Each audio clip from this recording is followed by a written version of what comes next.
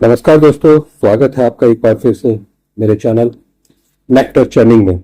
आज मैं आपको एक बहुत ही अद्भुत और नई जानकारी लेकर आया हूं और एक ऐसी तिथि के उपवास से जिससे आपको हजारों गोदान का फल एक उपवास करने से ही मिल जाएगा।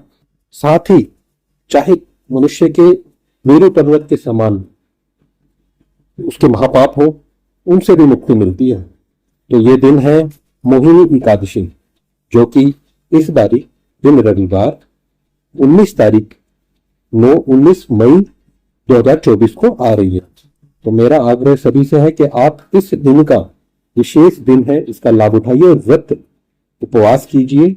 एक दिन उपवास करेंगे तो आपको इसका बहुत ही लाभ होगा। तो इस विषय में एक जो इसकी प्रचलित कहानी है, जो किस तरीके से इसका महात्म्य है, वो मैं आपको आज बताऊंगा, जिसको सुनने से ही, केवल सुनने से ही सहस्त्रों गोदानों का फल मिलता है। तो दोस्तों, मैं शुरू करता हूं, आपको बताता हूं कि वो किस तरीके से, क्या, कहां से शुरू हुआ, और केवल सुनने मात्र से ही आपको सहस्त्रों गोदानों का फल मिल जाएगा। बाकी यदि आप उपवास रखते हैं तो अति उत्तम।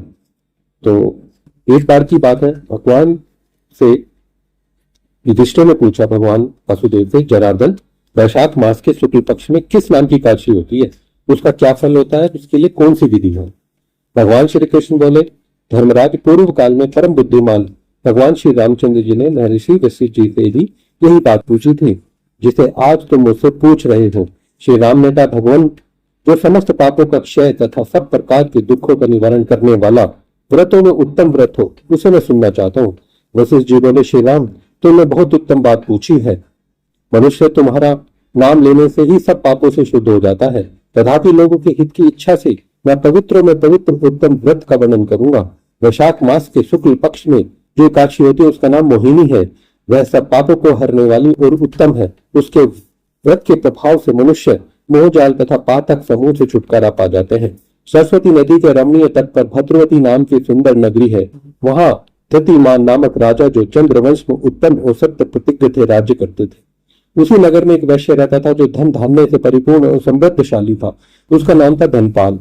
वह सदा पुण्य कर्म में ही लगा रहता था। दूसरों के लिए पौसला, प्याऊ, कुआं, मठ, बगीचा, पोखरा और घर बनवाया करता था। भगवान विष्णु की भक्ति में उसका हार्दिक अनुराग था। वह सदा शांत रहता था।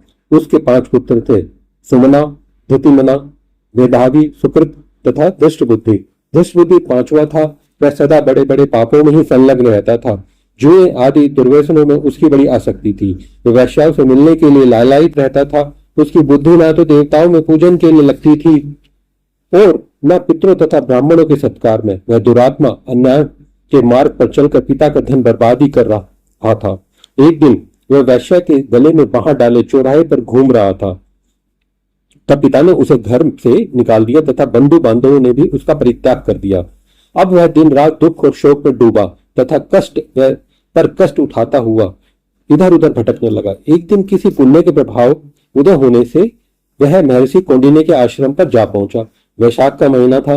तपोधन कौंडिन्य गंगा जी में स्नान करके आए थे। दुष्ट बुद्धि शोक के भार से पीड़ित हो मुनिवर कौंडिन्य के पास गया और हाथ जोड़कर सामने खड़ा होकर बोला, ब्रह्मन द्विज श्रेष्ठ, मुझ पर दया करके कोई ऐसा व्रत बताइए जिसके पुण्य के प्रभाव से मेरी मुक्ति हो। कौंडिन्य ऋषि दयालु थे और वो बोलने लगे, वैशाख के शुक्ल पक्ष में मोहिनी नाम से प्रसिद्ध एकादशी का व्रत करो। मोहिनी का उपवास करने पर प्राणियों के अनेक जन्मों के किए हुए मेरु पर्वत जैसे महापाप भी नष्ट हो जाते हैं। वशिष्ठ जी कहते हैं, श्री राम जी, मुनि का यह वचन सुनकर धृष्ट बुद्धि का चित्त प्रसन्न हो गया। उसने कौंडिन्य के उपदेश से विधि पूर्वक मोहिनी एकादशी का व्रत किया। नृपश्रेष्ठ, इस व्रत के करने से वह निष्पाप हो गए और दिव्य देह धारण कर गरुड़ पर आरूढ़ हो सब प्रकार से उपद्रव से रहित श्री विष्णु धाम को चला गया। इस प्रकार वह मोहिनी का व्रत बहुत उत्तम है। इसके पढ़ने और सुनने से ही सहस्त्र गोदानों का फल मिलता है। तो दोस्तों, जैसा कि मैंने आपको बताया, ये मोहिनी एकादशी का दिन बहुत ही शुभ और अच्छा होता है व्रत करने के लिए। आप एक व्रत करके इतने पुण्य का लाभ उठा सकते हैं। साथ ही इसको सुनने मात्र से ही आपको, जैसा कि पता है, कि सहस्त्रों गोदानों का फल मिल जाता है। तो आप इसको कृपा कर इसको सुनिए, आगे भी इसको सुनवाइए अपने बच्चों को, अपने जानने वालों को, भाई बंधु परिवार के सभी महिला पुरुषों को, जो भी आपके आदरणीय स्वजनी है, उनको सुनाइए ताकि इसका प्रचार प्रसार हो। हमारा उद्देश्य, जैसे कि मैंने बताया, हम नेक्टर चर्निंग के थ्रू, मेरा यही है उद्देश्य कि सभी लोग हमारी जो छुपी हुई इस तरीके की विरासत है उससे अवगत हो जाएं और इसका लाभ उठाएं। तो दोस्तों, धन्यवाद। मैं फिर मिलूंगा एक नई जानकारी के साथ। तब तक आप मेरा चैनल लाइक, शेयर, कमेंट और सब्सक्राइब करते रहिए।